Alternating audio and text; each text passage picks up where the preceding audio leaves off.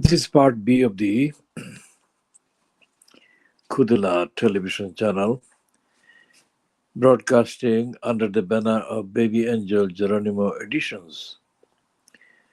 This is timed at 1500 hours GMT on Sunday, the 31st of December 2023.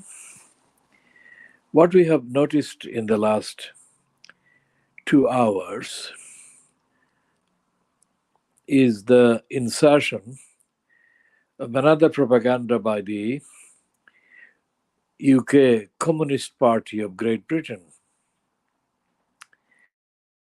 a propaganda for the corrupt, disgraced mayor at the expense of Tower Hamlets in East London, Lutfi Rahman. It's a piece bylined by or to Andrew Murray of the CPGB, and it's dated 12th of December 2023. And while searching related items appeared, one of which was the one that the CPGB has retained as a prominent piece on its Twitter feed, when it said that 70,000 people wanted Jeremy Corbyn to be reinstated in 2020 after he was suspended by Starmer. Now, there are several comments that are still there, comments to that piece, that Twitter piece by the CPGB. And it is remarkable that the CPGB has retained the comments, especially the ones that are openly very critical of Jeremy Corbyn. In fact, they're dismissive of Jeremy Corbyn. And one of the ones that appears immediately underneath that leading one, they're supporting Jeremy Corbyn, is the piece that says that the Communist Party or the Morning Star doesn't have anything to do with the Labour Party. So the people, 70,000 people who must have signed the petition for Corbyn's reinstatement, must be the same people, same sort of people, including the SWP, etc., etc. Now, that is an item of evidence that shows some integrity on the part of the Communist Party Morning Star, which we call Morning Scar. When I say we, I refer to the Khoodeelaar campaign that has called the Morning Scar because it scars the truth. Now, this promotion dated the 12th of December 2023 and byline to Andrew Murray is the kind of scarring of the truth perpetrated by the Communist Party Morning Scar that actually constitutes the justification for calling it Morning Scar, not Morning Star. It's not an enlightening thing. It's not bringing light and enlightenment in the of darkness. It is darkening the arena and telling lies. In part A of today's broadcast, Khoodeelaar television channel broadcast, we said that the Guardian was lying when it concealed the truth about the corruption of Lutfi Rahman fronted Tower Hamlets Council elected mayor regime. And we said that the majority of the Labour-controlled councils across England were similarly shielded by the corrupt Guardian. And the reason why the Guardian does that is to do with getting advertisements from the labor controlled councils. That is as simple as that. Now, the Guardian, since the departure from the chair of Alan Rabisha and his replacement by Catherine Vanity or Catherine Vane, the Guardian hasn't really ditched its immorality, and it hasn't actually replaced the immorality with any moral or ethical kind of standard, apart from making some stunts, especially about slavery, etc. The Guardian doesn't tell the truth about the society in Britain in any different way than the Daily Mail or the Dirty Digger Rupert Murdoch's Daily Scum, except that it has got pretensions.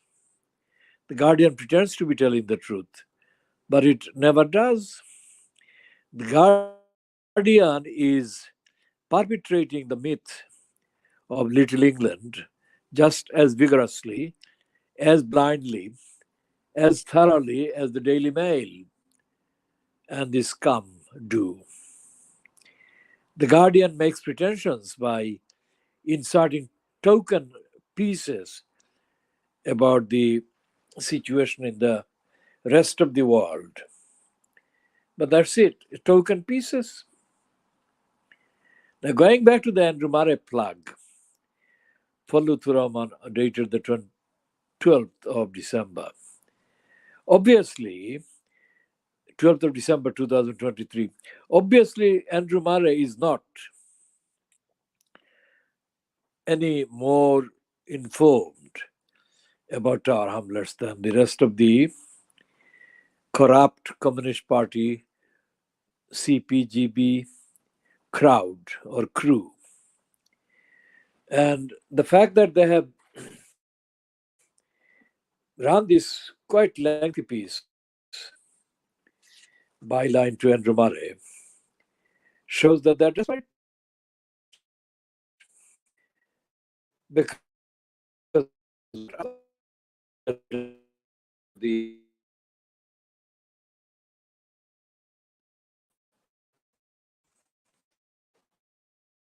because Jeremy Corbyn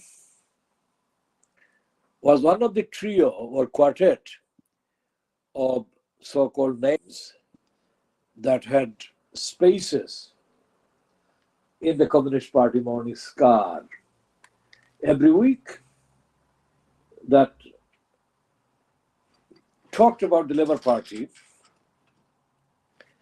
and these included George Galloway, Ken Lying Still Livingstone. So Ken Lying Still Livingstone, George Galloway, and Jeremy Corbyn.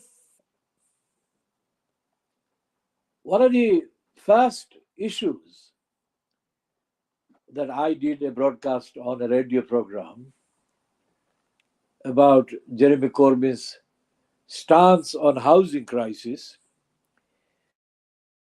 was, I think, the 20th of September 2012. I think it was a Thursday. And I did that on a radio broadcast. And on the record, I commended that fact. The fact that Corbyn had written about housing crisis, not the fact of the contents of what he wrote.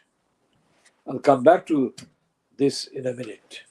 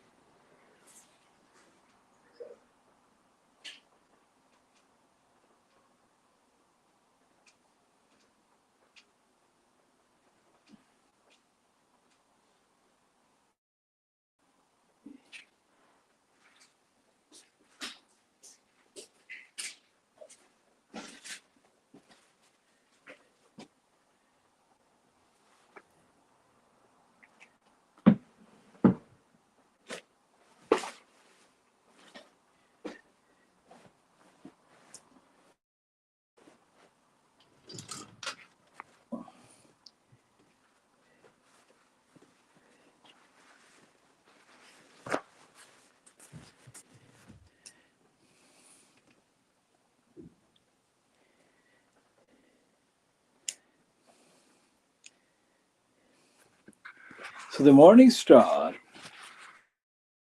which we have arranged the spelling of as Morning Scar, is not telling the truth. So when they did the tweet about Jeremy Corbyn being the most anti-racist leader of the Labour Party ever, being suspended for telling the truth, I think the Morning Star had no idea what the truth that Corbyn was telling was. Because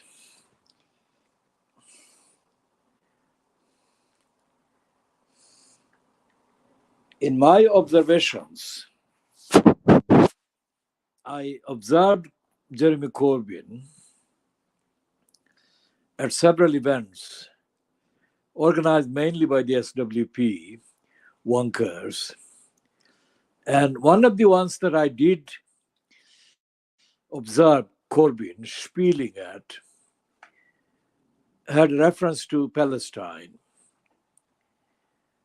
But everything that Corbyn said about Palestine was totally superficial, patronizing, ignorant, and it stayed away, totally away from the role played by the British government in establishing Israel.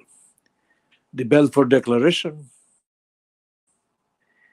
So Corbyn was no more anti-racist than the racist others in the Labour Party or the Labour movement.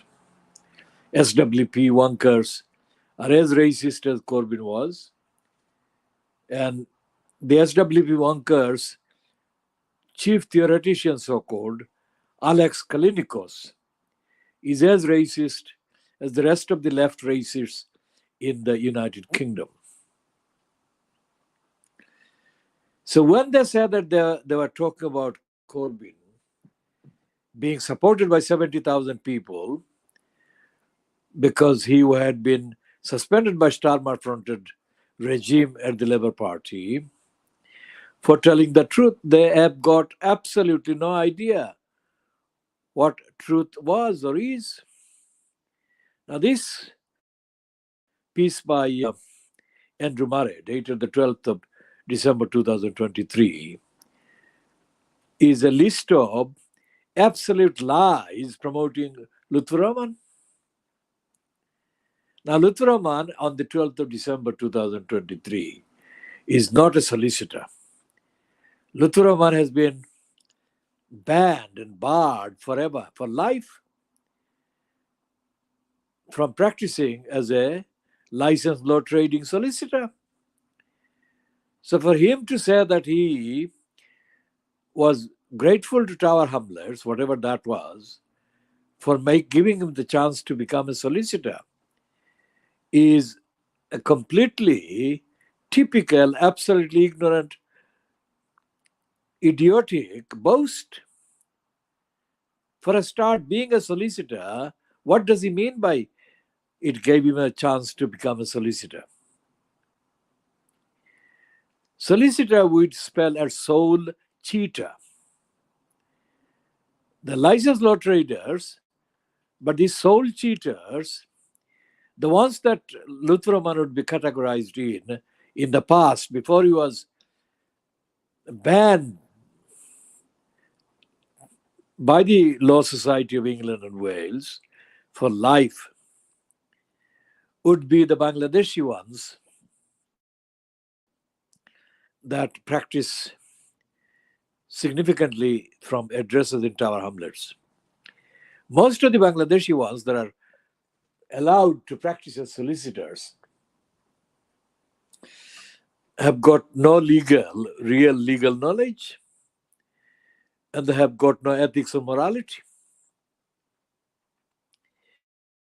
One of the sole cheaters that was based in Tower Hamlets went to Stepney School and became a councillor for the Lansbury ward at the 2018 council election in Tower Hamlets, carrying the Labour Party card, got sent to prison, got convicted.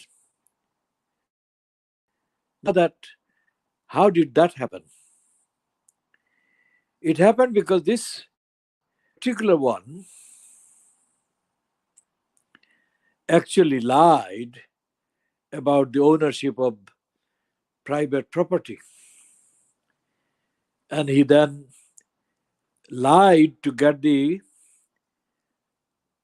council to pay him subsidies for the properties that he declared as being the only property that he owned or he had.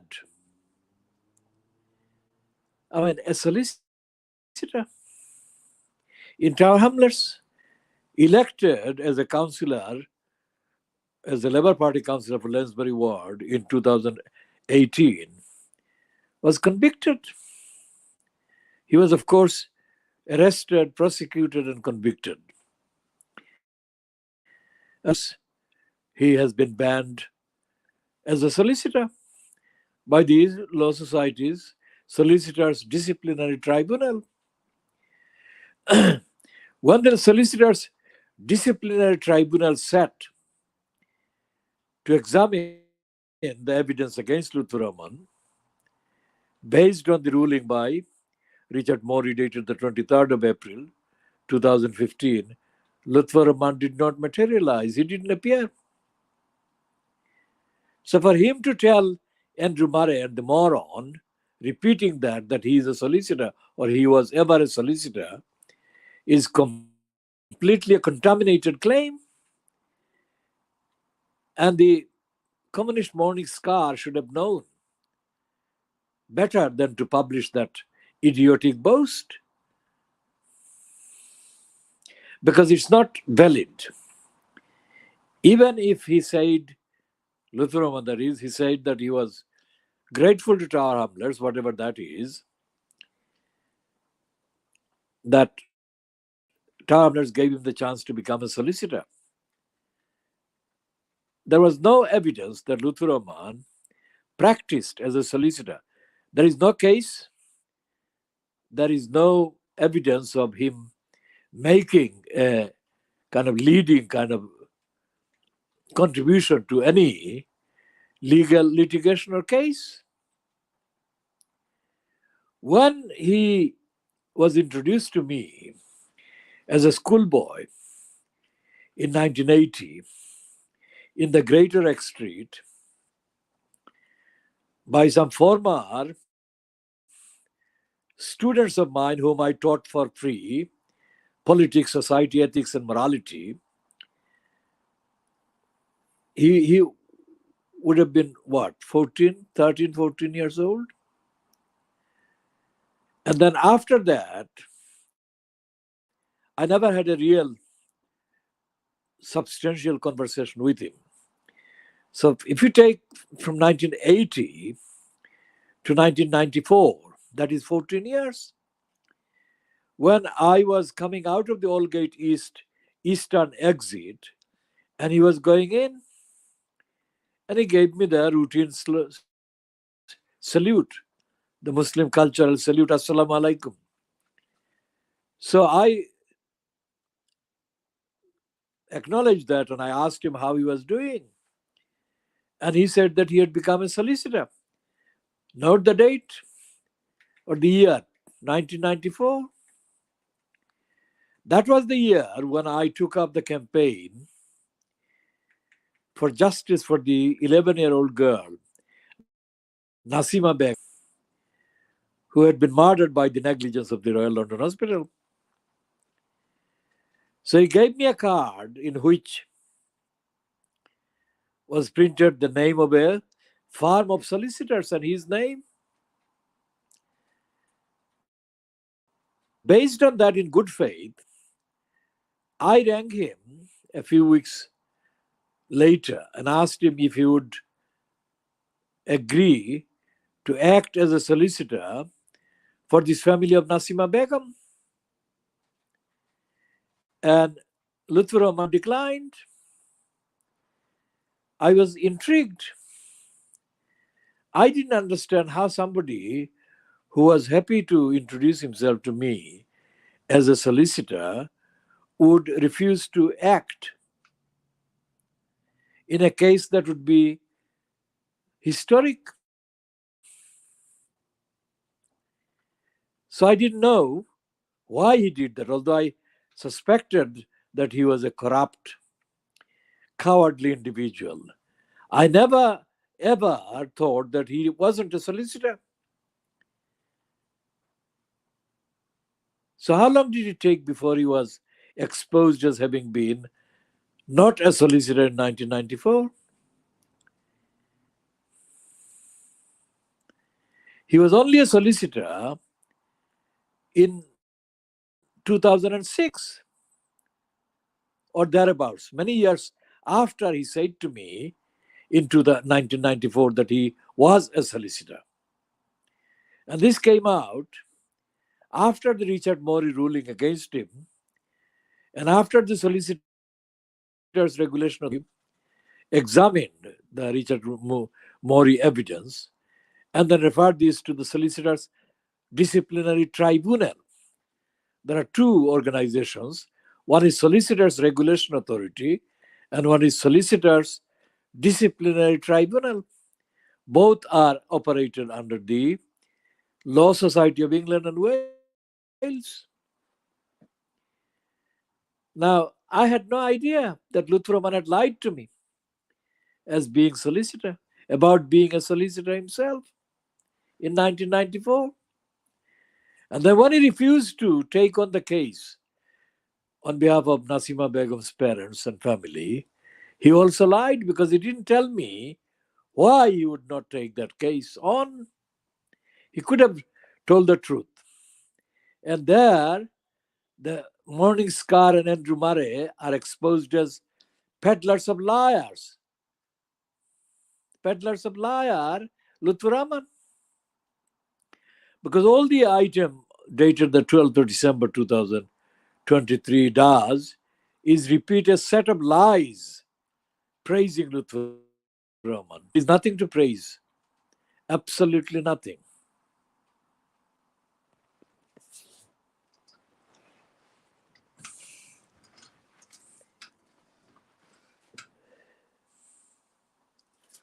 Then we go back to the piece in today's Sunday Times, 31st of December 2023, the Sunday Times,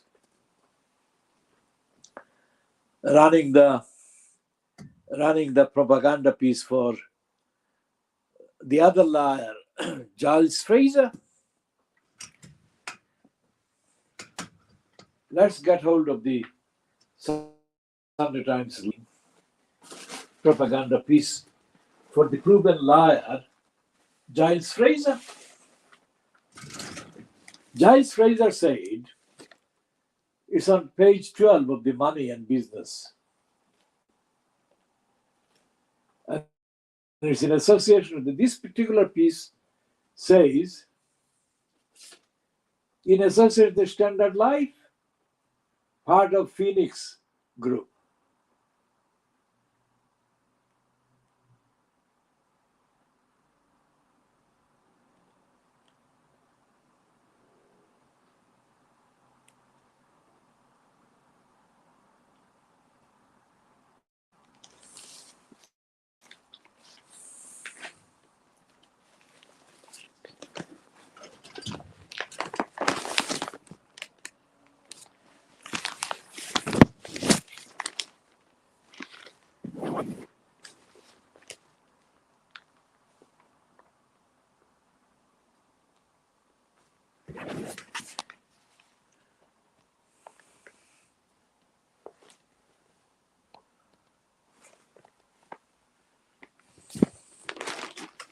So the Giles Fraser piece on the Sunday Times across page 12,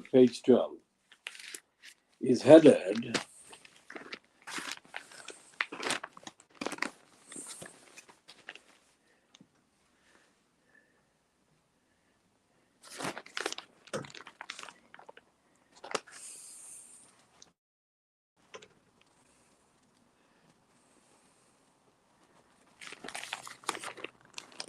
it's misleadingly added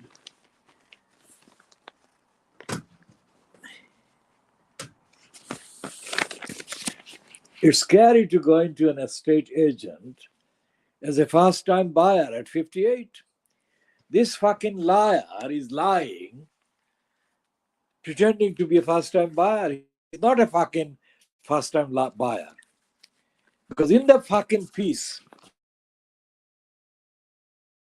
lying heading, the cunt admits, in fact, he boasts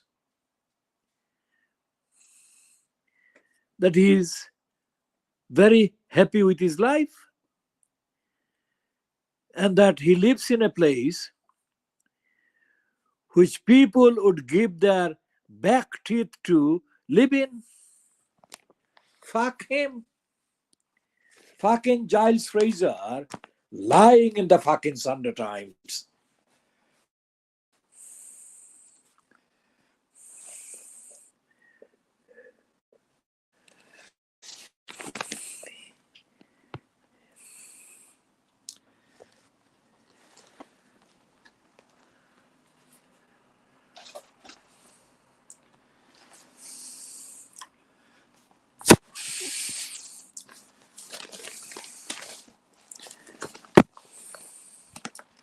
This is the liar. This fucking liar lying in the fucking Sunday Times. This is the bit that I want to focus on. This is what the Sunday Times lying piece says. Am I better off than my folks? If you look at my bank account, then the answer is clearly no. But I live in a lovely Victorian vicarage, which people would give their back teeth to live in. And I'm very happy with my life. So what the fuck is he doing saying that it's scary to go into an estate agent as a first-time buyer at 58? Who is the fucking cunt representing there? As we said in part A today, the cunt was made chair by the lying Lutfur Rahman to chair a lying confection called the Fairness Commission in 2013 to 2014, I think, or 2012 to 2014. And this Fairness Commission had nothing to do with the Lutfur Rahman innovating, contrary to the Labour Party's policy, as claimed by Andrew Murray in the fucking lying Morning Star promotion on the 12th of December 2023. That was actually imitating the Labour Party.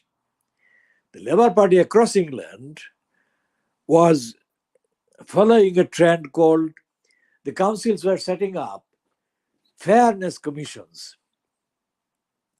And the fairness commissions were a direct diversion from the actual unfairness being imposed on the local communities by each of the local Labour Party controlled councils.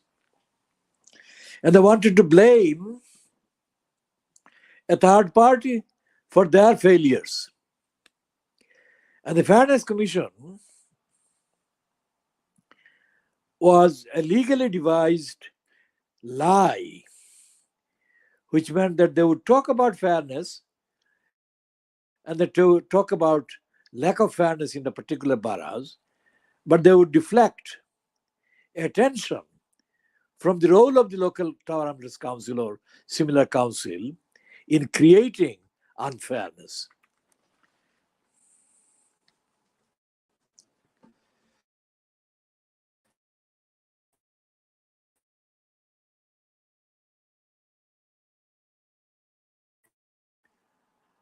Alan Rabishar's wife, Lindsay McKee. Lindsay McKee is somebody that I have known. She's an acquaintance only. She's not somebody that I could call anything more than an acquaintance. Since the 1970s, when I met her at the then just launched Commission for Racist Enslavement, CRE, or the Commission for Racial Equality. The Commission for Racist Enslavement had just been inaugurated in 1977, in April 1977, and I was among the journalists that attended the inauguration and the various events that took place before the inauguration.